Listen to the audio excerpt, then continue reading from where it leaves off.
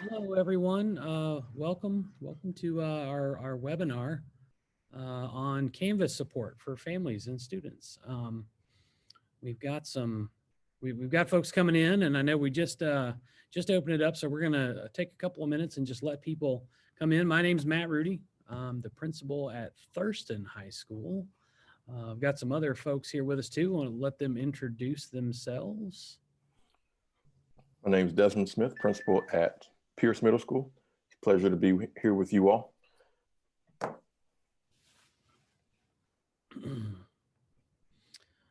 Let's see, Mr. Price. Oh, I had my mute on. I'm sorry. I'm Moses Price. I'm the assistant principal for the 9th and 11th grade at Thurston High School. And Miss Harris. And I'm Beth Harris. I'm the assistant principal for 10th and 12th grade at Thurston High School. And Miss Lisa Nagelhout. Hi, I'm Eliza Nagelhout. I'm the secondary curriculum coordinator and instructional coach. Perfect. So we'll maybe give it another 20, maybe 30 seconds, let some other folks come in. And then I'll talk a little bit about our format tonight, and then we'll get started. So thank you for carving out some time to be here with us this evening. Look forward to sharing some information with you and hopefully learning more together. I will also say this: we are recording tonight, so all of this will be available on demand later. So like if you're talking to a neighbor or somebody else that would want to see this but couldn't make it because they had to work, or they have small children who are not allowing them to do something like this at 6 p.m. Or whatever the circumstance might be, this will be available on demand, not just the presentation of the webinar, the video recording of it, but also the accompanying slideshow. So we're gonna have all that information there for you. So.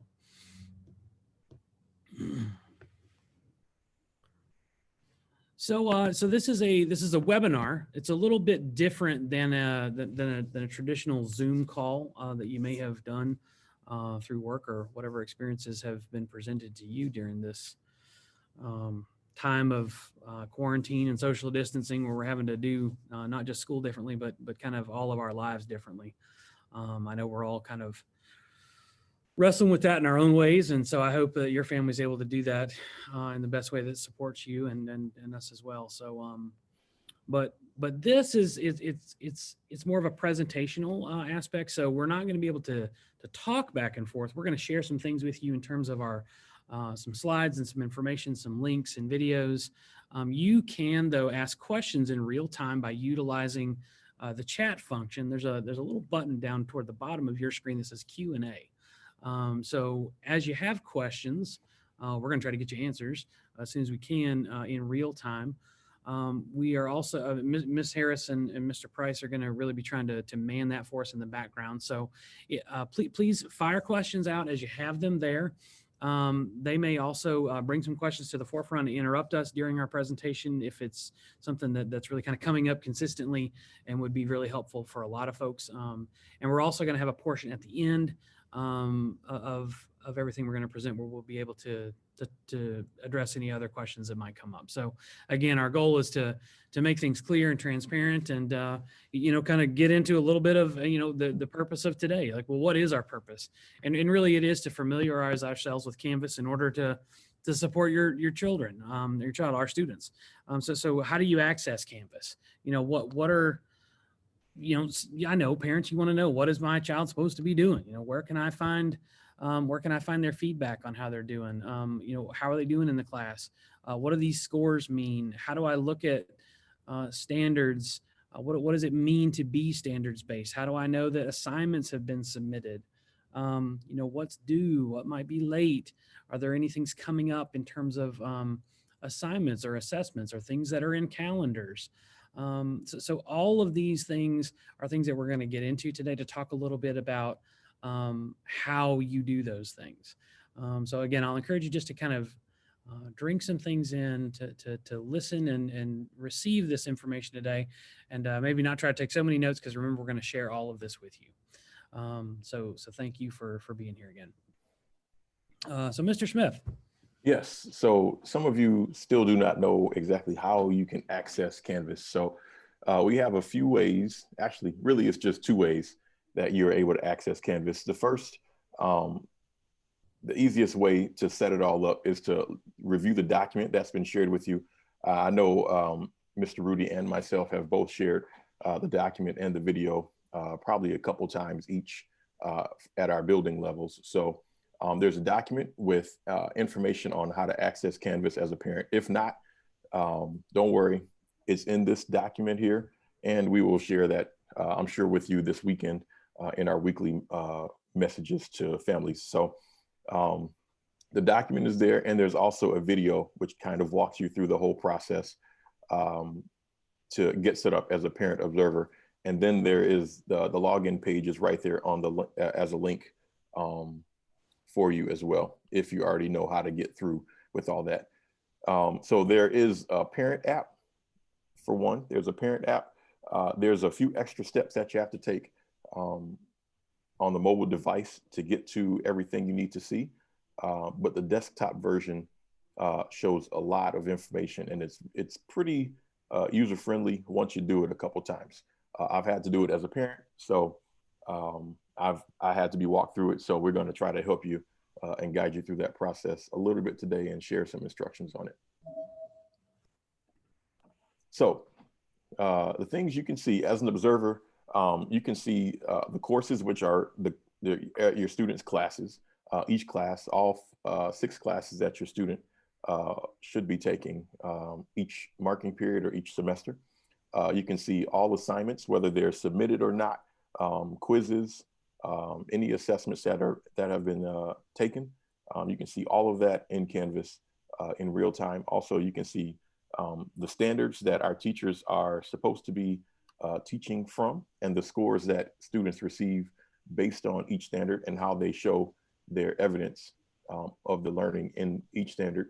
And you get feedback, like literal documented feedback, not just numbers, not just letters. Oftentimes your teachers will give you real feedback based on your students' progress in each assignment. So there's a desktop view in Canvas. This is one of the easier ways of navigating through Canvas. So this is what you would see if you were a parent in Canvas. There's a number of things on the left side. You have your account, your dashboard. Your dashboard is basically like your home base. Then you can click on the courses, which is what this page shows. Then there's a number of other pieces within Canvas. A lot of these things you won't really need to get into, but some of the things you really want to see, which pretty much for most parents is, assignments and grades. So right here within the desktop view, everything is labeled really, really clearly. The home page, which is literally the home page for each class. Then you have class announcements. Every teacher has announcements that they share with their students for the day. The modules, which are pretty much the units of study for each class. And then it breaks down into assignments, discussions, which are, discussions between the students and the teacher. And sometimes students have discussions among themselves based on things that the teacher presents. Then there's quizzes, grades, sometimes some Zoom information, and Google Drive information as well. This teacher, Miss Coos, she uses Google Drive and Nearpod. So that is linked in right there into her Canvas page. So students have access, easy access to it right within her main homepage.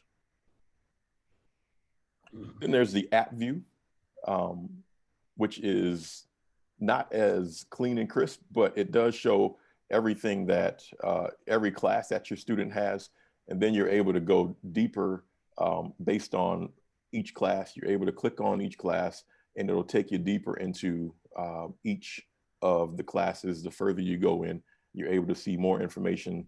As you see in this page, it shows Ms. Baydoun's 7th and 8th grade class for second hour. And it has some links, her contact information, some things that she wants all students to know.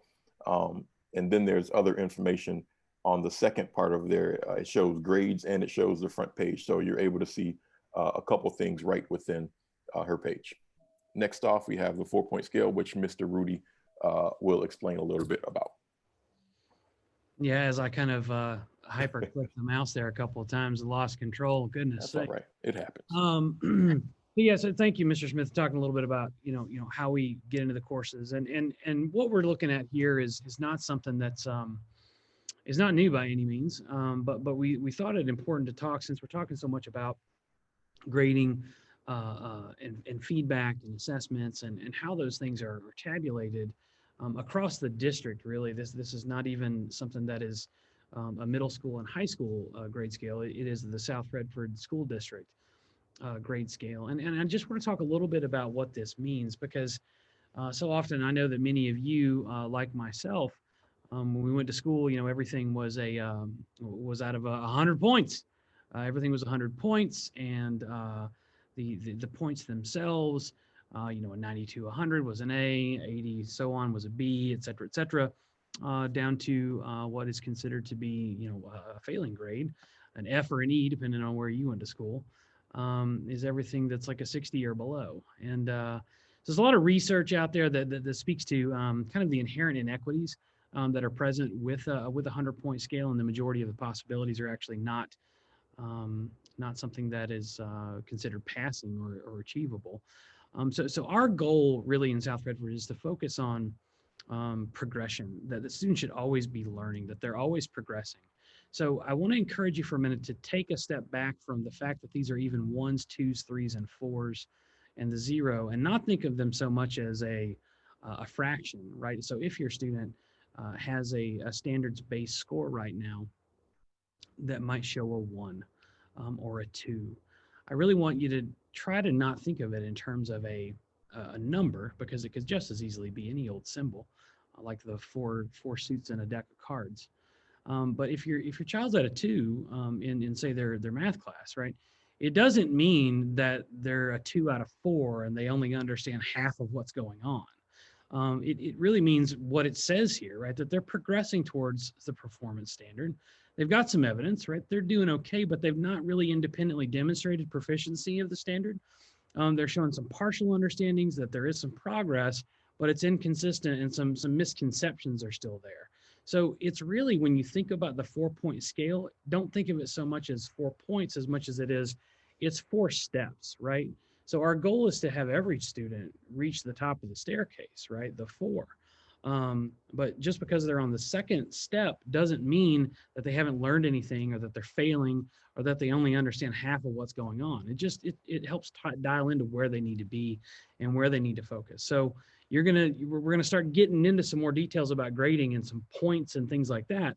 But it's important to know that really it's a 4-level scale, more than it is about points the way we traditionally would think about points on the 100-point scale, which is based on percentages. So it's a good opportunity to take a step back and think about that. And certainly, I know Mr. Smith or any of us would welcome questions and additional conversations that you have about understanding the 4-point scale and understanding standards-based grading, and how we're trying to make that really a large portion of the pedagogy behind what we're doing here in South Redford.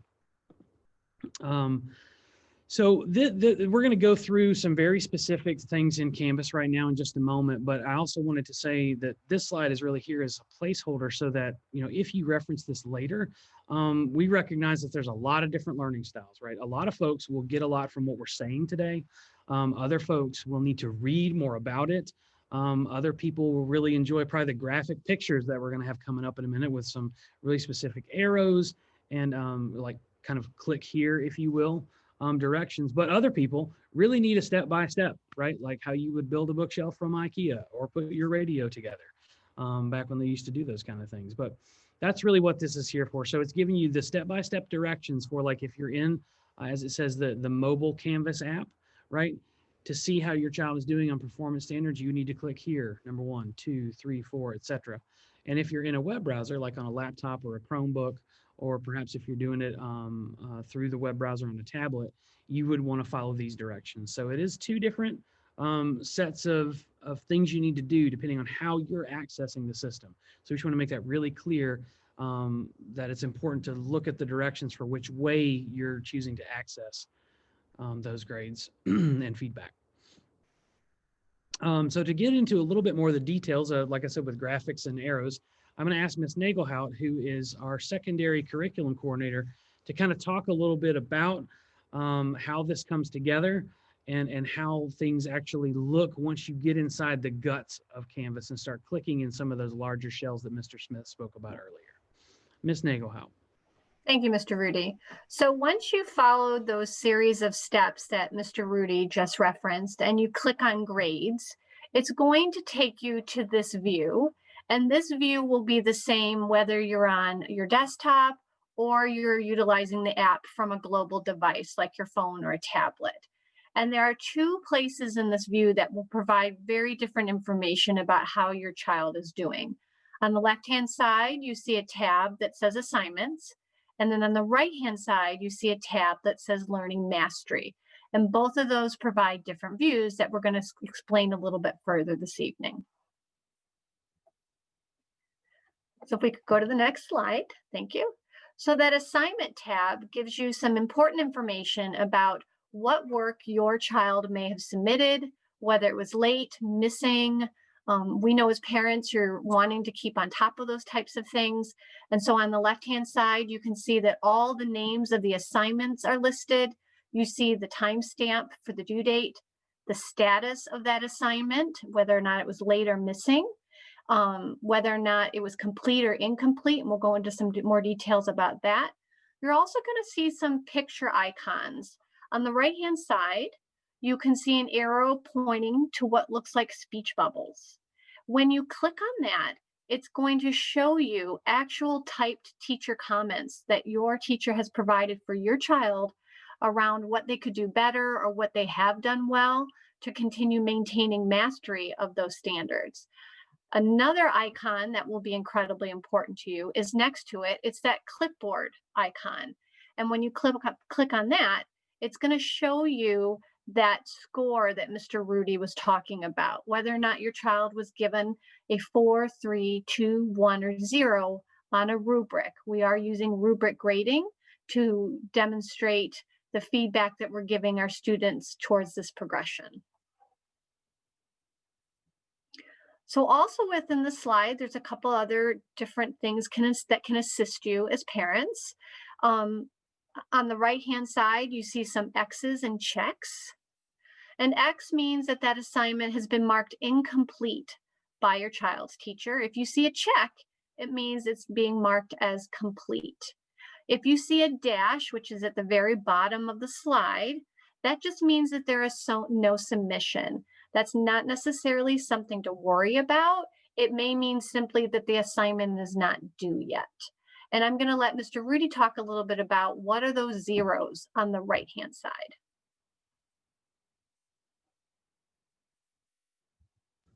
And once again, if I can not click it incorrectly, I will. So yeah, the zeros are there. So you're going to see something in Canvas that says out of, right? And the reason that that's there is a program piece of Canvas that we are actually not utilizing. And the reason we're not utilizing it is because we don't do points, right? We don't do percentages. Now, there are some places where we're still working, right? When I say we, our administrators, teachers, coaches, we're still trying to work and figure all this out. I was talking to a parent earlier today, and I think it bears mentioning here that, you know, you guys are all first-time parents. It's like we all have our kids going to kindergarten again, and it's your first kid that went. So we've not experienced this before. All of our teachers are first-time teachers. All of our students are first-time students. All of our parents and administrators, like, we're all trying to figure this out right now. So as we're doing that, we're learning some things about, you know, what we need to do as a mission, as a district, to continue to progress forward with the learning style and approach that we've chosen here that we think is best for all of our children. At the same time, we're trying to work within a system that we're learning for the first time. So I say that to kind of point to, again, the zeros, because you don't need to think of them as like you haven't done it. Okay, this is a placeholder that the Canvas program will not allow us to write out. So I just really want to emphasize again, we don't do points. There is no 2 out of 4, 1 out of 4. It is a level of mastery, not a percent of your performance. And again, the goal is that students are always progressing, which is also accounted for in the way that we're going to be calculating overall standards grades, where we're going to be putting a significant amount of emphasis on the most recent work. So the reason we do that is because, again, through that lens and philosophy of progression and growth, we don't hold against students things that they didn't know in September, when later in November or December, whenever the case might be, they've learned it and they're showing it to us. So if that's the case, we need to honor that much the same way it would be in your workplace. So just again, as a reminder, we don't do points. Please consider that as a placeholder. It's a part of the program that we kind of can't write out.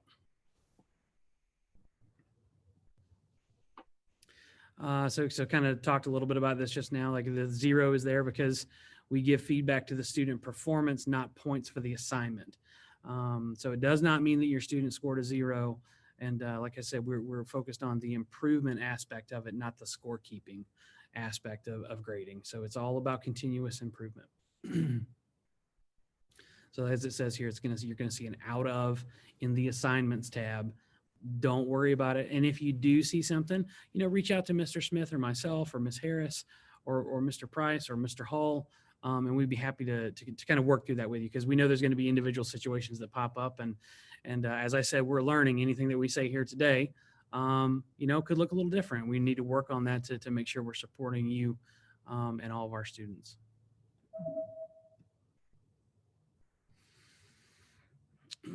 So I want to take a moment just to kind of, Ms. Nagelhout put a little video together so that we can see some of this in action. It's one thing to look at still pictures of how this comes together, but it's kind of another to actually be able to look at it in terms of watching the cursor go around. I'll point out that this is the desktop view. It is not a video of the app view. That is something that we're going to be working on, and hopefully able to get you some videos of what the app experience would feel like as well. Hi, Pierce Eagles. This video is to help you understand your student's gradebook, your child's gradebook, in the assignments view. So here I'm in the assignments tab, and a really cool feature is that when you click on the actual blue title of the assignment, it takes you into the work that your student did, and you can click on that and access exactly what your student submitted and typed. And then it also gives you access to the feedback given by the teacher, whether it's a typed comment or if it's a rubric score that was given by the teacher, or both. So again, clicking on that blue title can get you into your child's assignment along with teacher feedback provided.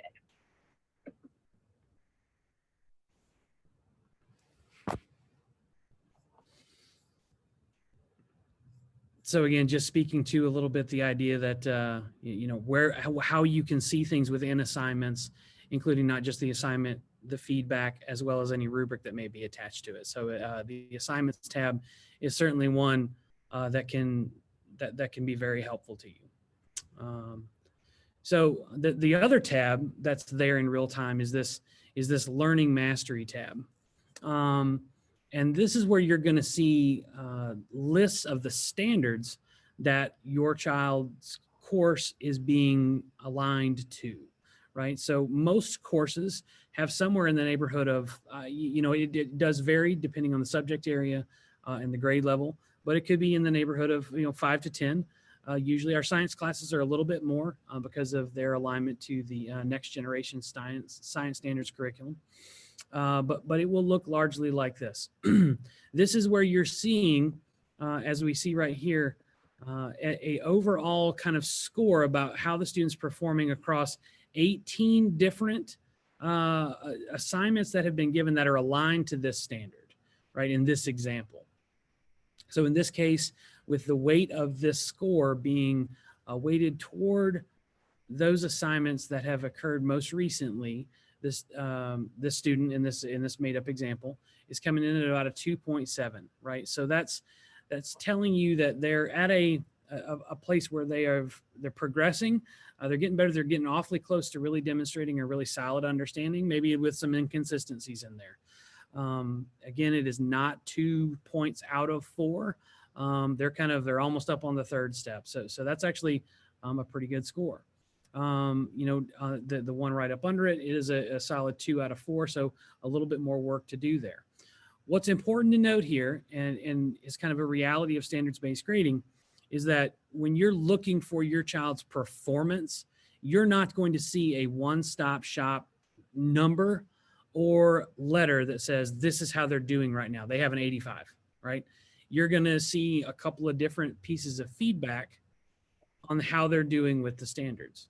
So again, in working with another parent through this earlier today, we were looking at a math class, and it was very evident very quickly to see a couple of things. Number one, there were some places where the student was already at a 4, understood things, was able to demonstrate it regarding one-step equations in an algebra class, and had that part.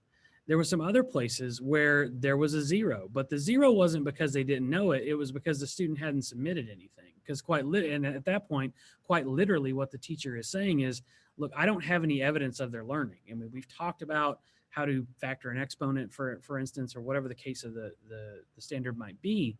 But the teacher doesn't have any evidence to demonstrate what the student has done. So that's super important. And I know right now we're learning a lot about how to work this way, meaning through Canvas, through Zoom, remote, having to do emails and all of those kind of things. But students submitting their work or demonstrating their understanding of concepts is very important, especially right now, because we are kind of missing that face-to-face piece that we also desperately are longing for, that we're unable to, in the circumstance, able to share with each other. Oftentimes those pieces of feedback can happen when we're in a face-to-face setting that maybe right now are a little bit different. So them submitting their work is important. And certainly, if there's something that's popped up with your family, we understand. We're going to have to work with you on, oh my gosh, we've all got our own stories that are going on in the background at home. So as is always the case, but again, all of those things are just so much more exacerbated right now than perhaps they might otherwise feel. So that's a really important thing to take away here, is that even clicking on Learning Mastery, there's not going to be a single score. What will happen at the end of the semester is teachers are going to look at standards-based scores across the entirety of the course. At that point, they will make a determination of the student's performance overall in perhaps algebra, at which point, the student would, have a 3 or a 4, which in kind of our thinking in terms of a transcript as we prepare for like a college would, a 4 would kind of be like an A. A 3 is a B, 2 is a C, etc. And it's important to note that credit is earned at the high school level and at the middle school level. For, I believe, the middle school, Mr. Smith, you can help me here. It's algebra and Spanish are the 2 classes that I believe still already count for high school credit. Yes. So credit is being awarded for overall demonstration of learning at a 4, 3, or 2. 1s and 0s would not earn credit. So that's just an important detail I wanted to make sure that we touched on. Hey, Mr. Rudy. Yes, Mr. Price. Either you or, I don't know, Ms. Nagelhout may know this too.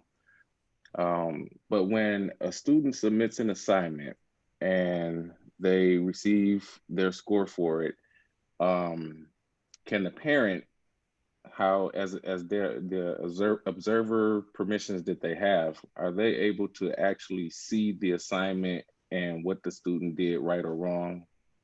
I know some assignments in some courses you can see that, some you can't, but I also have a different kind of permission. So yes, I can answer that, Moses. Thinking about that video that was just shared, what's nice about when you click on an assignment title, as a parent and observer, you can see exactly what your child submitted, their work. You can see what was marked correct or incorrect by the teacher. If a teacher has assigned a rubric score out of 43210, you can see that. and any written or audio comments that the teacher may have given that child, you can also see that. So anything that the teacher is providing the student as feedback, the parent observer can see, including the actual student work that was originally submitted. I hope that answers the question, Mr. Rice. Great. So And then I think you're going to talk a little bit more about a couple of other pieces that parents can see in terms of information. Yep. Thanks, Mr. Rudy. So another thing that parents might be wondering is, what are these standards and what are they really asking my child to know and be able to do? And that is essentially what a standard is. It's a statement that describes what is my student supposed to be able to do and know by the end of the semester consistently and independently. So next to each standard in the Learning Mastery tab, you will see a small I. If you click on that, it will expand. And if the teacher has given some additional information about that standard, or they want to describe it in more kid-friendly language, they may put that there. They also will have how that standard score is being calculated. And as Mr. Rudy mentioned, as part of standards-based grading, we want to be looking at the most recent evidence of learning and giving that a greater weight. And that is indeed the case with how these grades, these scores rather, are being calculated for each standard. So if we go to the next slide, and it kind of relates to what Mr. Price just asked, if you click on the arrow next to each standard, every single assignment that your child has completed and has received a score for will be listed underneath that standard. So in this case, this child has been given a 2.7. You as the parent can see every single assignment and every single score. And if you click on the assignment itself, you can see the actual student work and the teacher feedback that has contributed to that 2.7. What's incredibly powerful about this is you have very much an idea of what your child's strengths are, what their weaknesses are. You know which assignment was stronger for your child, which assignment maybe they struggled with. So instead of just a single score that you don't really know what it means, this sheds light on what it is that your child's doing well and where they may need some additional help or intervention. And I'll let Mr. Rudy talk about a little bit about what do the zeros mean in this view. Yeah, so again, I touched on this a little bit earlier, but again, it's really touching to this idea of, in this example, we've tried to pull up a lot of different ones that show, from a middle school level, whether it's 7th grade or a high school level, whether it's math or language arts, et cetera. But, so in this case, you're seeing, you've clicked this arrow or the V, if you will. It would look like this if it's closed. It looks like this if you open it. So it's then showing you, again, that this standard is reading fiction in honors language arts for 7th grade, and that there's been 2 assignments linked to this standard, and that right now the student has demonstrated independent and consistent work in both of those assignments. So which is what's putting it at a 4. In a different example, if there was no evidence or again, perhaps reading fiction, the student just didn't read it or there's no evidence to show it, the 0 shows no, it means that there was no evidence of the student's ability to consistently demonstrate their understanding of reading fiction and that expectation. Now, certainly there's probably a little bit more to that standard. Like Ms. Nagelhout said, we've tried to really make them student and family friendly. But again, by clicking this I here, you can see how it's aligned to state standards and the more, I guess, more specific granular detail around that standard. But again, pointing out that the 0 on the rubric within Learning Mastery Gradebook means that there's no evidence of learning that standard. It doesn't necessarily mean that they haven't done it. It could also mean that they haven't done it. But in either case, there's not enough evidence there to really demonstrate that they have an understanding.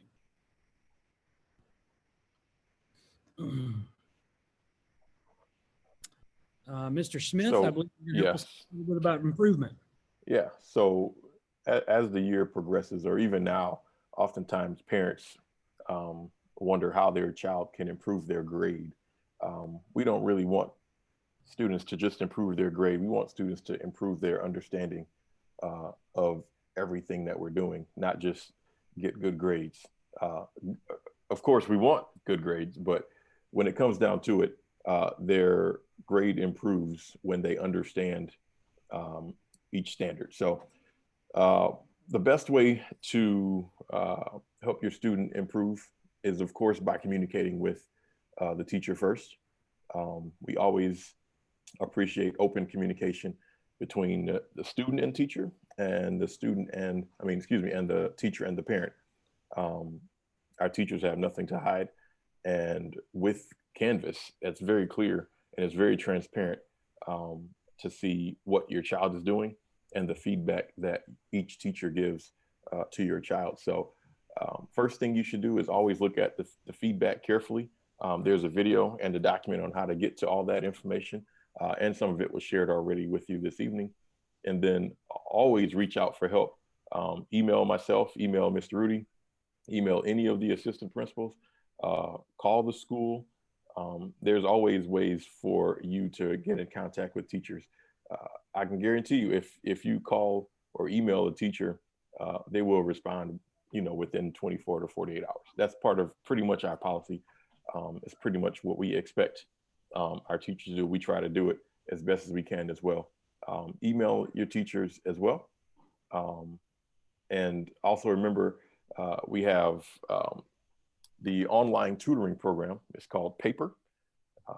We know that it doesn't make sense to you. It didn't make sense to us, but that's what it's called. It's called Paper. Online, but we're going to call it Paper. It's called Paper. It's a really great tool that's super easy to use. Yes. But yeah, the name's kind of funny. Yeah, so Paper is a 24-hour, 7 days a week online tutoring service for all subject areas that our students need any assistance on. It's a great young company, and these people really do know their stuff. And it's not just for students to, try to find ways to get information real quick and real simple. Through this tutoring service, they really do help students walk through processes. They'll even help proofread papers. So your students' papers are well read, and they just help every student improve in any way that the student may need. So never forget that if you can't get to a teacher for immediate assistance, the online tutoring service called Paper is there. And there's an app for it as well. It's a great little tool for students. So remember, communication is key. If, like the line says, if your child is confused or concerned about their learning, feedback, or assignments, please encourage your child to reach out to the teacher to determine appropriate next steps. We also have to teach our children to be advocates. I have an 8th grade daughter, and sometimes she wants me to do something for her. And the first thing I say is, what have you done to reach out to your teacher? Have you contacted your teacher? Sometimes she has, sometimes she has not. And if she hasn't, I have her reach out first, because she has to know how to advocate for herself. That's a skill that many of our students don't know how to do. But I promise you, if they learn how to advocate for themselves, it will pay out for them in the long run. So self-advocacy first. And if that does not work, then your child should speak with you, and you can step up and help your child, and our teachers will respond. If they don't, then come on to us. Mr. Rudy and I, we love to get in contact with our teachers and have those conversations. Yeah. So next up, I believe if there's any questions. I know there were a lot of good questions in the chat. There's one question. Yeah, sure. There's a parent who asks, what does it mean if, I guess they're referring to when they look at the rubric maybe, but it says, what does it mean if it says no alignments? Oh, that's a great question, Moses. What that means is that the teacher has not given any assignments or assessments for that standard yet. Your child has not been assessed to that standard. Nothing's been attached to it. So please don't worry about that. As Mr. Rudy showed us earlier, you're going to be looking at those standards that have alignments. That means they've been attached to assignments, and those will be the ones that have scores that indicate progression toward mastery. And so that's a great question. Thank you.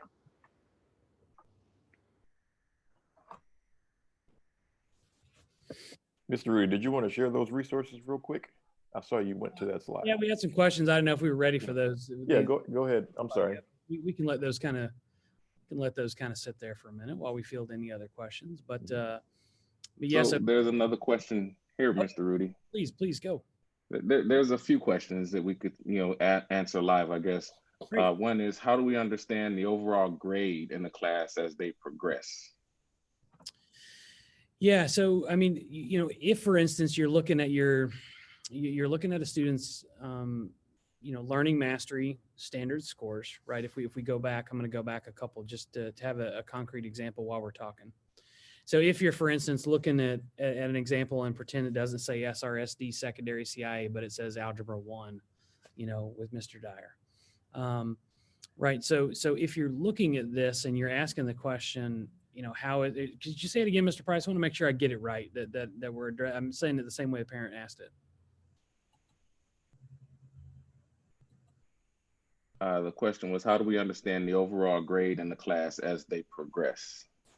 Right. So right now, if this were the case, right, this student, how you understand it is kind of really looking heuristically at the reality of they're in two different spaces. One is they're performing a little bit higher, at a 2, trending toward a 3. The other is at a 2. So if you're thinking about how is my child's overall grade going, if you looked at 2 or 3 different scores and they're both about a 2 or a 3, that they're in kind of what you might think of as a B or a C, right? That they're certainly, are they in danger of failing at any moment? Probably not in that scenario. But at the same time, right, are there some places where if they worked a little bit more or took some of the afternoon time or the asynchronous time on Fridays to, as Mr. Smith said, reach out to their teacher and say, hey, I'm kind of struggling a little bit with how to factor this or how to write a theme or whatever the case might be, that really is going to be the piece that's going to, get them to that next level.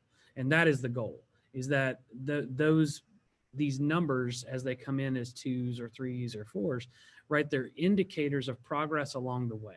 They're not final destinations and they are not written in stone, which again is why we have created a grading scale that puts the most recent evidence of learning and weights it such that we are being reflective of what students are demonstrating as they grow.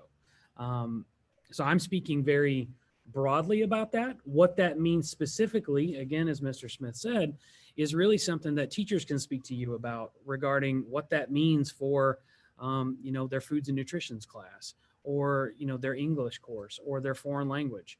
So because the answer to that question is different for each child and it's different for each subject area. I hope that helps.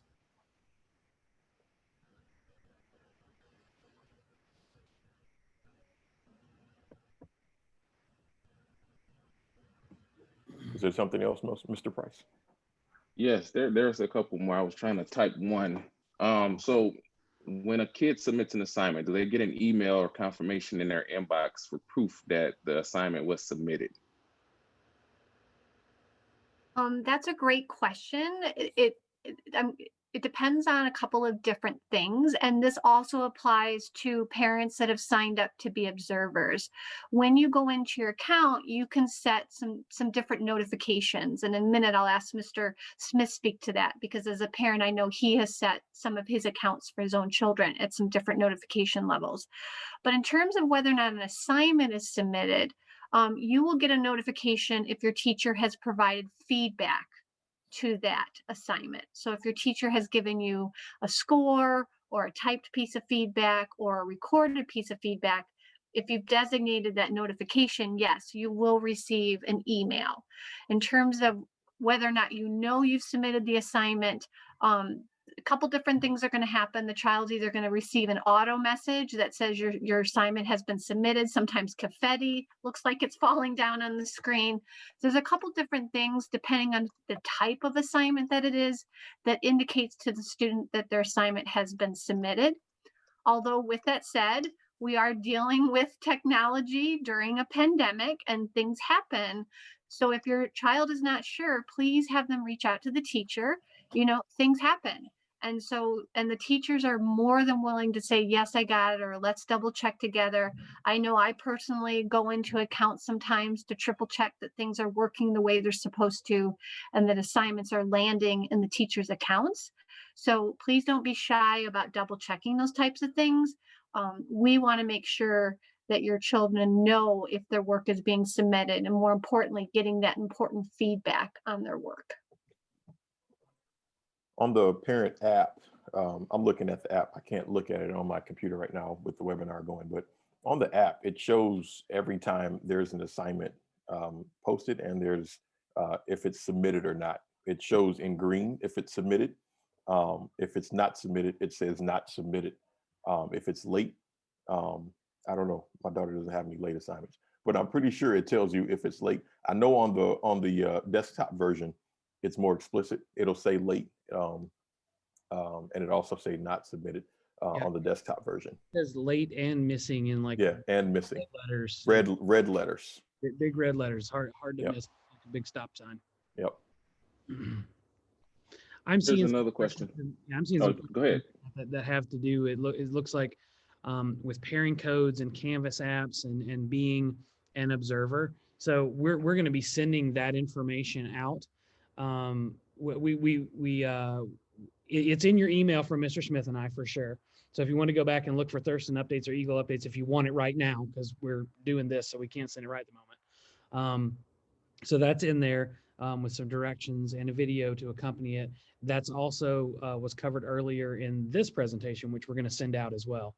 So, you know, if you're trying to get in there and do that, there's like a QR pairing code. It's all of those things are in there as security measures, because the last thing we want is for anybody to just be able to log in or generate and get access to student accounts. So the reason that it is the way that it is with regard to, you know, you have to be with your student, they have to generate the code as they're logged in so that you scan it with the app, is all security measures that are built in to make sure that student privacy regarding their grades and everything surrounding the privacy is intact. So if you're looking for those details, they're either in an email from Mr. Smith or myself already, and or you'll be able to find them when we share this presentation out with everybody after this meeting. Please remember, you have to have your access to your child's Canvas while you're trying to set up your Canvas. It does not work if you're separated. So you have to be together, or at least your child has to be on and you have to be on the phone to get the pairing code. So you have to have access to both at the same time, or you'll be a little frustrated. Yep, you will be frustrated if you are not together. That's how it's got to be.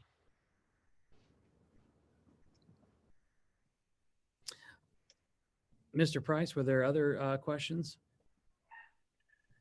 Let's see.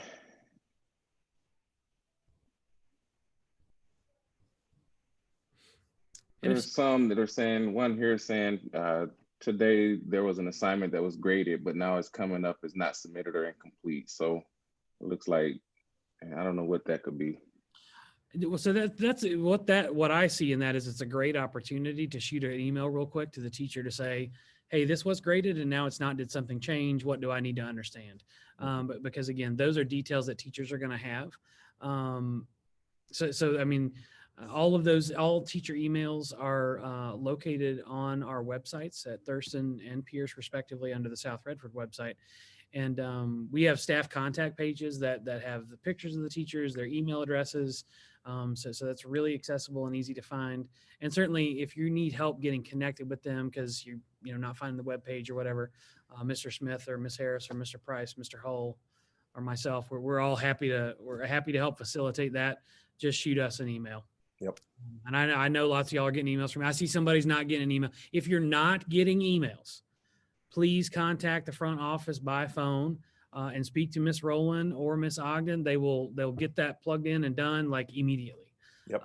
So we want nothing more than to clarify that. Sometimes an email maybe even got misentered and we thought something was an L, but it's an I, or things like that can happen. So just give the office a quick call and we'll double check and make sure we got that information correct. Hey, can you guys speak a little bit to what Fridays should look like for students? For some, there's a parent who's asking, what exactly are Fridays? Yeah, so that's probably a little bit more for Thurston. So Fridays they are school days, okay, but they are asynchronous days, which means we do not have classes scheduled on Fridays. However, teachers are they are really how I would describe it best.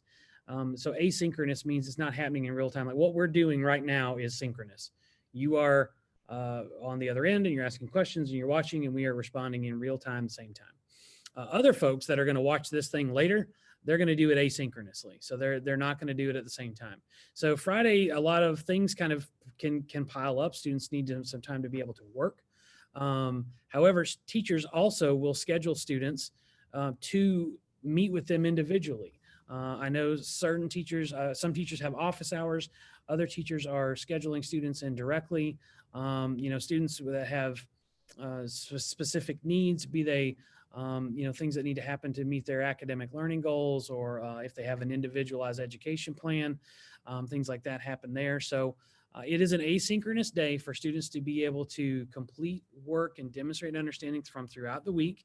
And that may mean they need to submit assignments. It may mean that they need to meet individually with a teacher. It may mean that they need to get some tech support. It may mean a lot of different things. So what we're trying to do at that time is create a way for students to meet the individual needs that they may have throughout the week, which is also built into our afternoon schedules for that hour and a half at the end of the day. And Mr. Rudy, can I add on to that response? Because I'm looking at this particular parent's question, and at the end, they're saying, how do I know my child's saying they've done everything? I can relate to that. I have a senior who's utilizing Canvas right now. There's some things within Canvas that can help you as a parent observer with that. We don't have a screenshot of it, but by all means, you'll be able to find it very easily when you go into the account. On the right-hand side, on the lower right-hand corner, you're going to see something that says to-dos. If your child has some assignments to do, they will be listed there, and they don't disappear until the child has done the work and exited out. Another place you can look, and this is in our slideshow, is for assignments that are listed, there will be due dates. And I'll wait till Mr. Rudy maybe goes back to that page. I'll let you know when you're there, Mr. Rudy. Thank you. One more slide, maybe. Perfect. So here you can see due dates, and the bottom examples of perfect example, life functions graded. That wasn't due. The slideshow was made before October 22nd. So here's a case where that child had an upcoming assignment due. It wasn't due yet. And you can see with that dash at the very, very bottom, the child had not submitted anything yet. So there are a couple places in Canvas as an observer, if you want to have those helpful conversations and guiding them to double check, have you really done everything? And as a parent, I can appreciate those conversations. So we Mr. Smith and I spoke earlier, and we don't have an example right here, but when we talked about the big red letters, so if it says late, right? And they're also in this place. Oftentimes, if things are missing, it will say missing. But I think what Ms. Nagelhout is driving to is that to-do portion, that when she's talking about it, it would be over in this area. Okay. In terms of course notifications, it would be over to the right. So that would give you more of a global view across classes.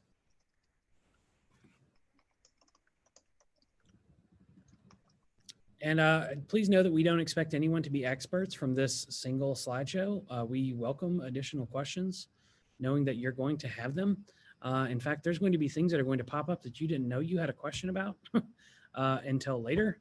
I know that because we have those questions. We are experiencing the same thing, right? Things that we thought we could do or thought we would know. We didn't even know how to ask the question until we knew a little bit more about what we were doing. So we recognize that that's going to happen, and know that, asking us questions is just part of what we got to do to get through this together. So Mr. Rudy, if I may, there's another great question in the chat that I'd love to address. And it's about if they see an assignment that says it does not count towards the final grade. As part of standards-based grading, we want to give students lots of opportunities to practice. And so your teachers may be giving your students things that allow them to practice. that maybe they just want to treat what we call formatively, just extra opportunities to get better at that skill or concept. And they don't necessarily want to tie a score to it because the child hasn't had enough time to show that they're proficient at that skill or concept. So instead of giving a score that they're not ready for, they're just going to give them some extra practice opportunities. And so in that case, you may see assignments that say, do not count towards the final grade. It really is just practice opportunities for your student. Yeah, if I could expound upon that one, I think the idea of practice is something that whether you're an athlete or an artist or a musician or anything like that, like the concept of practicing is something that I think we've all done in one capacity or another. And you know, if you take the sports analogy, you know, our guys and girls, our female and male athletes, they practice all week and they perform at game time. But just because they didn't do great at practice one day, they don't take points off the final score. So, you know, sometimes that's a helpful analogy when we're thinking about standards-based grading and the progress toward learning and how some things, you know, might not count. It doesn't mean that you don't need to do it. Because if anyone, like I said, if you've ever been a musician or an athlete, if you don't ever practice and all of a sudden you show up to play drums on Sunday, like I know some people do, Mr. Smith, you know, if you don't ever show up to practice, you know, it's going to be a pretty bad performance. So is it that the practice counts or doesn't count? I mean, just because something doesn't get a score doesn't mean it doesn't count. You know, if a team never practices to perform well, the performance is not going to go well. And you know, the proof will be in that score. You know, the proof will be in the performance. So you know, whether things quote unquote count, yeah, I would offer to you this: anything that a teacher is asking a student to do counts, whether there's a score on it or not. It counts because it's part of a progression of learning that'll help them be the best that they can be and be prepared for everything that life will throw at them. And that's our goal. So I think, you know, what else we might be able to do is certainly we've got all of our questions. We're going to be able to print these out, and we will certainly make sure that if there's anything that we didn't address globally, that, you know, one of us will reach directly out to you to make sure that we've addressed it with you fully. At the same time, you know, I'll just state that, you know, again, communication is key. Email us, call us. You know our numbers, and if that doesn't work, you know, we can set up a meeting, come to the school, we'll mask up and plexiglass and all those things. But we really appreciate your time and attention tonight. We hope this has been helpful to you, and we look forward to, you know, growing together as we make the most of this situation. And as I said, look for links and information in your email, as well as most likely on the website regarding a copy of this webinar tonight, so that you can share it with friends and reference it again as you might need on demand. So thank you so much for your time tonight, and go Eagles. Thank you. Go Eagles.